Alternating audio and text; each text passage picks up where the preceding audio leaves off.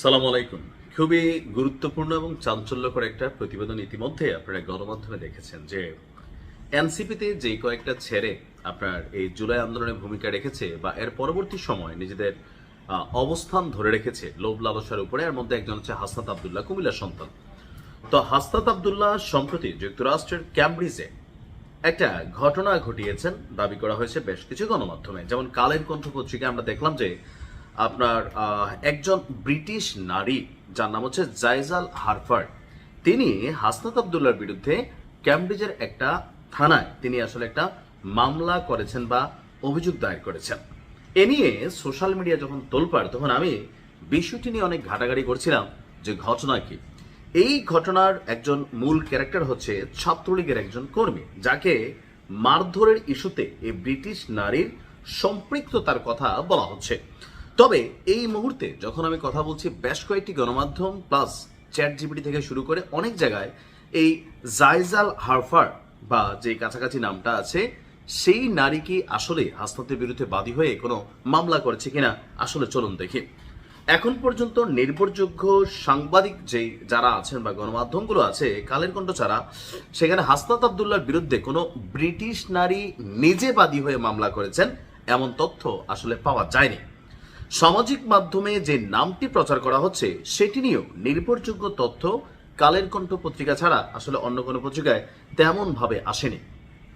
তবে ঘটনা ঘটছে, সেটা হচ্ছে যুক্তরাজ্যে একটা সংঘর্ষের ঘটনা ঘটছে, যে একজন ছাত্রলীগের কর্মীকে প্রবাসী বাংলাদেশি যুবক হামলার শিকার হয়েছেন, অর্থাৎ ছাত্রলীগ কর্মী, এবং সেই অভিযোগে হাসনাত আবদুল্লাহকে সেখানে মানে কি বলা যায় আসামিদের একজন উল্লেখ করা হয়েছে। এর পাশাপাশি আপনার ইউকেতে থাকা যিনি সম্ভবত এনসিপির কোন একজন নেতা জাকির, তাকেও কিন্তু পুলিশ প্রথমে গ্রেপ্তার করেছিল, পরে তাকে জামিনে ছেড়ে দেওয়া হয়েছে। এমনকি হাসনাত আবদুল্লাহকে আপনার যুক্তরাজ্যের ক্যামব্রিজের সেই থানাতে গিয়ে হাজিরা দিতে হয়েছে, তিনি তার আইনজীবীও নিয়ে গিয়েছিলেন। তো এই যুবকের দাবি অনুযায়ী ঘটনাস্থলে উপস্থিত এক ব্রিটিশ নারী ভিডিওটি ধারণ করেন। এমনকি থানাতে যে কালের কণ্ঠ পত্রিকার যে রিপোর্ট, সেইখানে আমরা যে তথ্যটা দেখলাম যে ওই নারীর বক্তব্য যে তিনি বাসার পাশ থেকে দেখছিলেন যে কয়েকটা ছেলে পেলে মিলে একটা যুবককে গাড়িতে ধরে নিয়ে যাচ্ছে, মারধর করছে, যেটা ঠিক একই বক্তব্য ছাত্রলীগের এই ছেলের, যে তাকে মারধর করা হয় এবং কি এক পর্যায়ে তাকে রাস্তায় ফেলে যাওয়া হয়। তো সেই নারী আহত ব্যক্তিকে হাসপাতালে নিয়ে যান এবং পরে পুলিশের কাছে সাক্ষী হিসাবেও তিনি বক্তব্য দিয়েছেন। তবে তিনি মামলার বাদী কিনা সেই বিষয়ে কোনো নিশ্চিত তথ্য আসলে প্রকাশিত হয়নি। আমি এই অংশটা যেটা বললাম সেটা আপনার জাগো বাংলা প্লাস আরো একটা পত্রিকার থেকে কোট করে। অন্যদিকে আপনার ঢাকা টাইমস সহ আরো বেশ কয়েকটা পত্রিকা বলছে যে এনসিপি ইউকে অ্যালায়েন্স বলছে হাসনাত আবদুল্লাহ এবং তার সফর সঙ্গীদের বিরুদ্ধে রাজনৈতিক উদ্দেশ্যে মারধরের অভিযোগ এনে মামলা করা হয়েছে এবং তারা অভিযোগগুলোকে অস্বীকার করেছে। তো একজন ব্রিটিশ নারীর সাক্ষী হিসাবে বা মামলার বাদী হিসাবে যে বিষয়টাকে সামনে আনা হয়েছে, কিন্তু এখন পর্যন্ত নির্ভরযোগ্য সূত্রে বলা হয়নি যেটা হাসনাত আবদুল্লাহর বিরুদ্ধে তিনি মামলা করেছেন। তো এখন হয়েছে কি যে হয়তো ছাত্রলীগের সেই ছেলেটাকে মারছে, এটা সত্য, সেও থানায় এখানে ফুটেজ অনেক কিছু তারা কানেক্ট করছে বা ঘটনার ভিডিও টিডিও থানাতে সে অভিযোগও করেছে। আর একজনকে যেহেতু গ্রেপ্তারও করা হয়েছে, পুলিশের প্রাথমিক ইনভেস্টিগেশনে হয়তো কিছু না কিছু সত্যতা মিলেছে। তবে ব্রিটিশ নারী সরাসরি হাসনাত আবদুল্লাহর বিরুদ্ধে মামলা করেছেন এটা স্পষ্ট না। তবে সেখানে যে ঘটনাটা ঘটেছে সেখানে সম্ভবত তিনি একজন সাক্ষী হিসাবে নিজেকে উপস্থাপন করেছেন।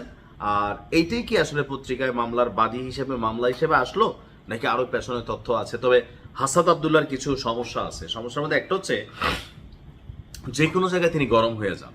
এই যে গরম হওয়ার বিষয়টা দেশের মাটিতে আর দেশের বাহিরে এগুলো আকাশ পাতাল পার্থক্য। অর্থাৎ বাংলাদেশে এনসিপি কর্তৃক অনেকগুলো মব এই দেশে হয়েছে কম বেশি, তো এখনো অনেকের মধ্যে সেই মবের মেন্টালিটি আছে। তবে হাসনাত আবদুল্লাহ আমার মনে হয় সবকিছু মিলিয়ে মানুষ তো বিতর্কের উঠতে না। তো দেশের বাহিরে গেলে এমন কোনো কর্মকাণ্ড করা যাবে না, সেইখানে গেলে আপনাকে গালি দিবেই, এটা হচ্ছে বাস্তবতা। আওয়ামী লীগ যখন একসময় শেখ হাসিনা যখন দেশের বাইরে যেত, তো বিএনপি জামাতের নেতা কর্মীরা তারা কিন্তু রাজপথে দাঁড়াইতো, সেখানে ডিম ছোড়ানোর চেষ্টা করতো, স্লোগান দিত। এখন যেমন ইউনুসের সময়, ইউনুস যখন দেশের বাইরে গেছে আওয়ামী লীগ একই কাজ করছে। সো ওই ধরনের প্রটেস্ট হচ্ছে একরকম। তবে দেশের বাইরে গিয়ে কেউ উস্কানিমূলক অ্যাক্টিভিটিস করলে তার সাথে মারামারি হাতাহাতি দ্বন্দ্বে জড়ানোটা আসলে একটা অরাজনৈতিক অ্যাক্টিভিটিস, ইমেচিউর অ্যাক্টিভিটিস, যেটা দলের জন্য ক্ষতিকর হইতে পারে। ইভেন বিদেশে মামলার আসামি হয়ে গ্রেপ্তার হইতে পারে, ওইখানে কে এনসিপি আর কে প্রধানমন্ত্রী এগুলা গণার আসলে টাইম নাই। তো যাই হোক, বিষয়টা নিয়ে হয়তো আরো প্রতিবেদন আসবে, আমরা জানতে পারবো। ভালো থাকুন, আসসালামু আলাইকুম।